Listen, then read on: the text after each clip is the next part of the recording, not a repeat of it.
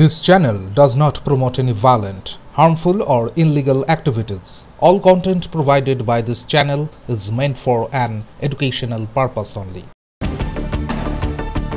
সোমবার পূর্ব বর্ধমানের ভান্ডারডিহি এলাকায় ভয়াবহ বাস দুর্ঘটনায় মৃত্যু হল সুবোধ মণ্ডলের, বয়স 63 বছর।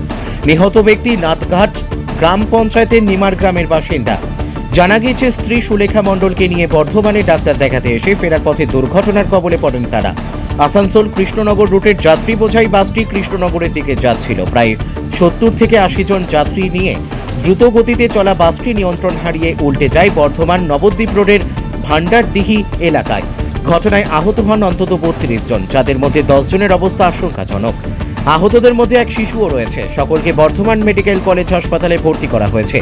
দুর্ঘটনার খবর পেয়ে পুলিশ ও স্থানীয় প্রশাসন দ্রুত ঘটনাস্থলে পৌঁছে উদ্ধার কাজ চালায়।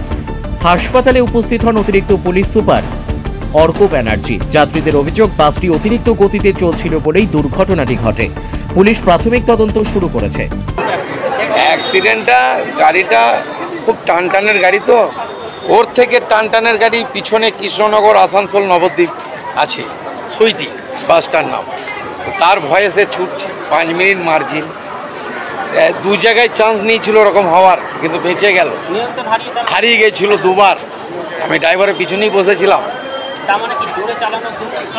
জোরে তো যাচ্ছি, যেতে তো হবেই।